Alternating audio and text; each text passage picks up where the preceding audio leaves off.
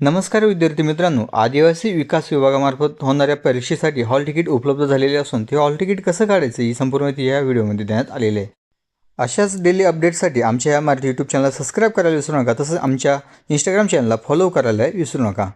Hall ticket काढण्यासाठी खाली डिस्क्रिप्शनमध्ये तसेच कमेंट्स बॉक्समध्ये जाऊन तुम्ही लिंकवर क्लिक करून ह्या साईटवरती जाऊ शकता। या साईटवरती आल्यानंतर तुम्हाला इथे खाली लॉग इन या ऑप्शनवरती यायचं आहे।